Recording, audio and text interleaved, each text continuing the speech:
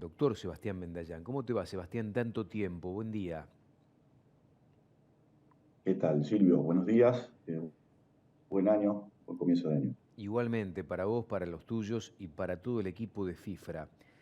En principio, una inquietud que nos había generado alguna duda la semana pasada, sobre el cierre de la semana pasada, porque trascendió, creo que desde el gremio de los trabajadores de la carne, un incremento que hablaba de un 324,5% al mes de marzo de este 2024, tomando como dato contrastante marzo del año 23. ¿Esto es así o no es así? Bueno, mira, es importante por ahí aclararlo. Nosotros estamos manteniendo reuniones por actualización de paritarias que quedaba pendiente el mes de febrero y marzo de este año para terminar la paritaria anual. Tuvimos una reunión el viernes por la mañana en donde el sector empresario en su conjunto, con todas las cámaras, hicimos una propuesta y de hecho el día martes tenemos una reunión presencial en Buenos Aires donde suscribiríamos el acuerdo, pero firmado no hay nada. Y Y con con, respecto al y, tema que vos decís sí, de firmado no hay los nada. porcentajes, Sí. no, el ofrecimiento que hizo el sector empresario fue una recomposición salarial de 150.000 pesos, con la posibilidad de que sea pagadero en dos cuotas, y un 100% de ajuste, 50% para el mes de febrero y 50% para el mes de marzo. Eso, nosotros teníamos por los 10 meses anteriores habíamos firmado un 130, daría un 230%. Lo que ocurre es que viste que por ahí a veces los porcentajes, según cómo lo analices, cómo lo saques, son los números que te dan. Pero lo concreto es el ofrecimiento que nosotros hicimos fue ese, y bueno, tendríamos que suscribirlo en las próximas horas. Es decir, que si vos tomás por ahí el bono, también le sumás el bono y demás, te daría esto que está publicando el gremio de la carne de 324,5. Sí, no es tan así, pero supongamos que sí. No Por hay, eso te decía que según cómo analices vos el porcentaje dado y qué parámetros tomes, y si es de acumulativo o no acumulativo, puede ser que te dé ese claro, que, porcentaje, que te dé según ese cómo lo interpretes. porcentaje final según donde te pares con la mirada para analizar este nivel de discusión que evidentemente no trae conflicto. Aparentemente esto se estaría firmando mañana por lo que decís. La idea es que se firme mañana. Nosotros, esta propuesta se le dio a la Federación de la Carne, la que conduce Alberto Fantini, y tenemos también reuniones con las otras federaciones, ¿no es cierto? No La nos otra olvidemos federación que a importante es nivel país, FECIT Cara. ¿Con ellos está avanzada la negociación exactamente. también?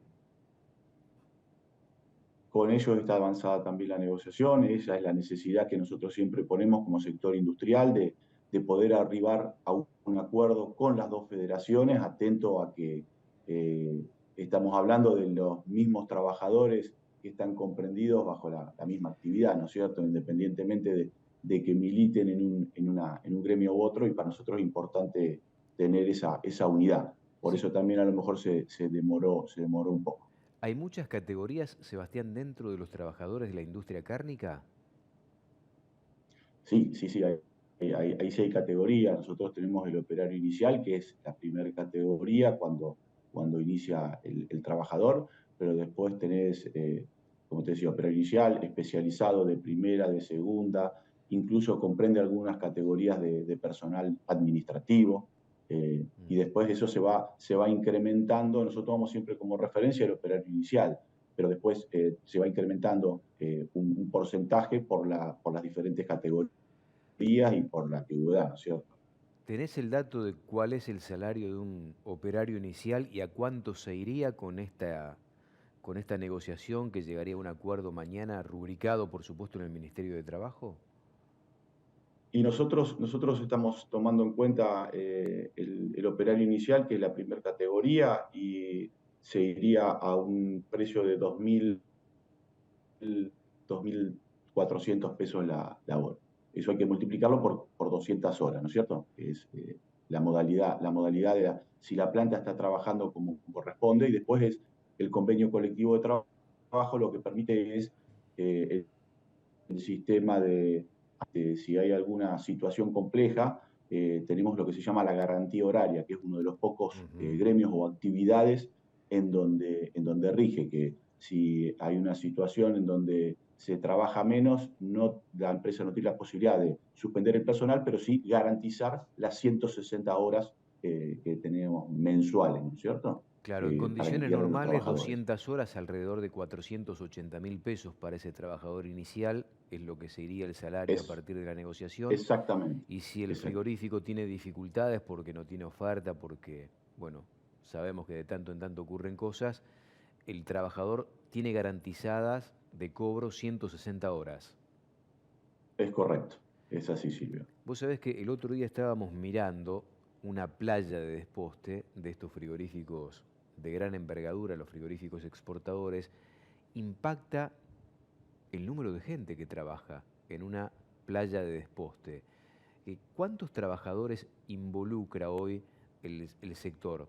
Aproximadamente, no te pido el número porque me llamó la atención siempre, cada vez que vamos y visitamos una planta de faena, nos llama la atención que uno al lado del otro, están trabajando, prácticamente sin mirarse, porque cada uno concentrado en lo suyo, ¿no? Sí, tal cual. Bueno, mira, nosotros tenemos una estimación que de manera directa, ¿no es cierto? Estamos hablando de entre unos 60 y 70 mil trabajadores en el país, que están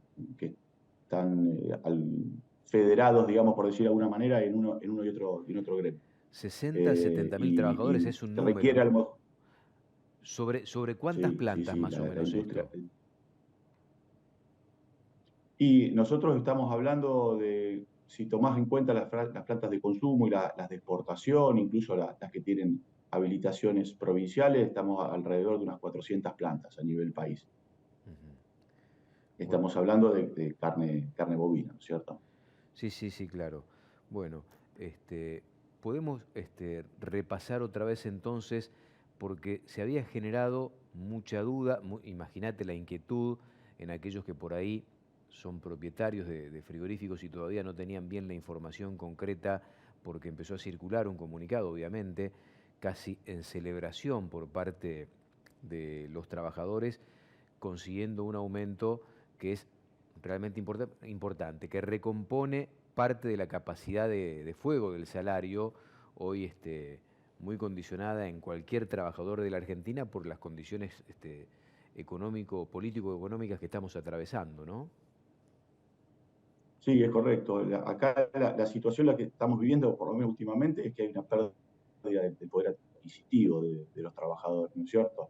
Y después no nos pongamos a charlar o a debatir sobre si la carne está cara o barata. Para Mm. mí, yo coincido que la carne sigue estando barata, incluso si lo comparamos con otros alimentos, ¿no es cierto?, de la canasta. Pero como te decía, firmado no hay nada, hay un principio de entendimiento con la Federación de Fantini, que está consistente en esta recomposición salarial de 150.000 pesos Ujú. y un 100% por los meses de febrero y marzo, que esto sería sumado a los 130 ya otorgados en los 10 primeros meses. ¿Se sabe, Eso daría un 230% más o menos, más estos 150.000. ¿Se sabe por qué no participan de la negociación paritaria frigoríficos consumeros y abastecedores en esto? No, los frigoríficos consumeros sí participan. Por Ujú. ejemplo, nosotros, las cámaras que representamos nosotros, en el caso de FIFRA, que es Santa Fe, Córdoba y Entre Ríos, tenemos frigoríficos exportadores y de consumo, Ajá. fundamentalmente de consumo, pero participan. Después participa Única, que tiene representación a nivel país, es la cámara más antigua del país. Participa también el consorcio de exportadores. Por eso, como cámaras representativas del sector, estamos participando y participan todas, ¿no es Camia, cierto? Camia Son no los entró en esta disputa, ¿no? No, Camia no, porque Camia no tiene participación en los frigoríficos. Ellos son usuarios de faena, por decir de Ajá, alguna manera. está bien. Si bien Bueno, están impactados después con respecto a la matriz de cómo hacer el desgravamiento del costo, ¿no es cierto? Sebastián, ¿y cuál es la salud hoy de la industria, teniendo en cuenta que empieza a haber cierta dificultad para el abastecimiento? ¿Hay capacidad ociosa en este momento en la industria o más o menos se las van rebuscando? Sí, tanto en la industria de consumo como la exportadora, lamentablemente estamos teniendo una capacidad ociosa. Si bien nosotros hemos culminado el 2023 con más de 14 millones de cabezas faenadas, que fue un número récord, incluso eh, récord también con respecto a la cantidad de toneladas exportadas. Eso no se condijo con respecto a los números finales, promedio, ¿no?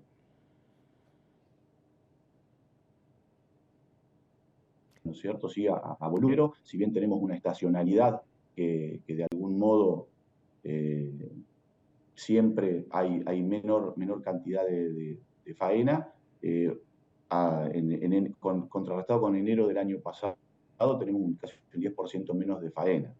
Y avisoramos un panorama un poco complejo respecto a la cantidad y los efectos que está haciendo la sequía del año pasado, ¿no es cierto? Como analizábamos la otra vez, va a haber entre 1,5 millones, 1,700,000 menos de terneros, ¿no es cierto? Que esto va a ser un número que va a ser complejo de remontar por estas cuestiones que siempre hablamos de oferta y demanda, ¿no es cierto? Ujú. Ignacio Iriarte el otro día mencionaba de que este año, el 24, va a terminar aproximadamente con 800.000, 1 millón de cabezas menos a la faena, volviendo al panorama de 13 millones y medio de cabezas que más o menos reconocemos. ¿Esto qué implica dentro de la industria? Me imagino que es un incremento directo de costos para ustedes. Y sí, porque el sistema, como siempre decimos, de la faena y la industria frigorífica es oferta y demanda. Van a haber más actores pujando por la cantidad de cabezas que van a ser menos. Vamos a ver cómo podemos integrar para que esto no impacte. Como decíamos antes, nosotros tuvimos una recomposición del precio en pie que veníamos necesitando. Esto no fue, fíjate, a comienzos de diciembre del año pasado, no fue convalidado por el consumidor. Ujú. Eh, pero vamos a tener un panorama similar y complejo desde ese punto de vista. Sebastián, ¿quién sufre más la capacidad ociosa, la industria del consumo o la exportación? Y yo considero que la industria del consumo es el que sufre la capacidad ociosa, debido a la cantidad de frigoríficos que hay de consumo que son por encima de los exportadores, números más, números menos, de los 400 establecimientos que te manifestaba, cerca entre 50 y 60 son frigoríficos exportadores o netamente exportadores. Sí. Entonces, los frigoríficos de consumo van a estar por cantidad, ¿no es cierto? Van a ver mermada su faena. ¿Tienen un número de ese porcentaje de capacidad ociosa? Sí, nosotros las plantas están más o menos trabajando a un 70%, más o menos. Tendríamos que cerrar los números de enero de este año, como te decía. Y bueno, creo que el 2024 nos va a traer mucho trabajo. De hecho, no tuvimos vacaciones, fue un enero muy complicado por estas situaciones del DNU, la ley ómnibus, cómo va a afectar no solo a la exportación, sino también al consumo, de lo que hablaba, que nosotros venimos pregonando con los trabajos que tenemos realizados de unificación de estándar sanitario, ¿no es cierto?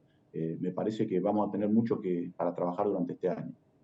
Bueno, una capacidad ociosa del 30% es de mucho peso, de mucho peso. Y vamos camino de días complicados en materia de oferta. Vos decías lo del DNU y el estándar sanitario único, ¿no? Que es materia de debate y que ha generado mucho revuelo dentro de la industria, teniendo en cuenta que obviamente hay que empezar a legislar poniendo parámetros hacia arriba desde el punto de vista sanitario. ¿Qué se dice dentro de la industria, teniendo en cuenta que hay muchos mataderos municipales, muchos frigoríficos alejados de la zona central que por ahí no tienen las mejores condiciones de sanidad en la faena? ¿Cómo se trabaja, cómo se piensa en ellos también para no dejarlos fuera justamente de la posibilidad de seguir trabajando? Sí, como te decía antes, eso es lo que venimos trabajando desde hace tiempo. la intención nuestra es, desde el punto de vista, analizarlo del consumidor. No hay consumidor de primera o de segunda, tiene que garantizarse un mínimo, sobre todo de inocuidad del tratamiento del producto, ¿no es cierto?, de la carne en góndola. Entonces, el trabajo que tenemos nosotros es poder sumar e incorporar a todos estos establecimientos que te estoy manifestando, en donde ya estamos trabajando con las autoridades de la nueva Secretaría con respecto a esta unificación de estándar y haciendo un relevamiento por parte de los frigoríficos conjuntamente con el SENASA, unificación de cuál es el estado de situación, ¿no es cierto? Sacar la foto de cómo está la planta y qué es lo que necesita. En su gran mayoría, por lo menos a los socios nuestros, estamos en plenas condiciones de poder avanzar en eso. Lo que encontramos a lo mejor una dificultad, sobre todo con lo que es el tema de la cadena de frío, por cuestiones lógicas y por cuestiones de que los insumos están en el exterior, por una cuestión de cambio. La idea nuestra es establecer un cronograma de trabajo y que todos los frigoríficos accedan a esta unificación de estándar, por esto que te decía. Acá estamos hablando del producto que consumen los argentinos. ¿Sabés? Cada vez que hablamos de estas cuestiones aparece un gran signo de interrogación. Si se va a poder llevar a la práctica o no. Pensando, no sé, me imagino en el último hecho importante que involucró a la industria, que fue el troceo de la media res, que en definitiva era una regulación, una reglamentación oficial que se fue corriendo, le fueron corriendo el arco a la reglamentación y nunca se terminó por imponer. Se establecieron algunos cambios, pero después, pasadas las semanas, todo está como era entonces. ¿Vos creés que realmente en esta ocasión el SENASA podrá hacerse cargo de todo esto para auditar sanitariamente con un estándar único o por lo menos con un estándar mínimo a las diferentes plantas de la Argentina? Sí, yo pienso que es el momento. Considero que no es bueno esto de prórroga de normativa y de exigencia, de prórroga, porque al final no es un efecto bueno lo que se logra. Consideramos que de una vez por todas tienen que hacerse esos cambios, estableciendo un cronograma de trabajo, por eso decía conjuntamente con la Secretaría, con SENASA, los mismos frigoríficos, poder avanzar hacia esto. Nosotros tenemos a lo mejor un cuello de botella fundamentalmente en lo que es provincia de Buenos Aires, sobre todo por la cantidad de población que hay y la cantidad de frigoríficos que hay. Nosotros desde FIFRA, que somos la región centro, nosotros estamos en condiciones de poder arrancar, por ejemplo, con esto que vos manifestabas, el tema del troceo. Lo que pasa es que nosotros queremos reglas claras, concretas y para todos, y no que se le exija a algunos establecimientos sí y a otros no. Entonces, de una vez por todas, si comienza esta normativa, esta exigencia, que sea para todo el país. Y eso fue lo que no se pudo implementar el año pasado con respecto a las provincias, ¿no es cierto? Sebastián, y sobre este nuevo proyecto, ¿no?, de estándar sanitario único, o por lo menos un mínimo de estándar sanitario, ¿ya tuvieron reuniones, aproximaciones con la Secretaría de Bioeconomía o de Agricultura y el SENASA puntualmente?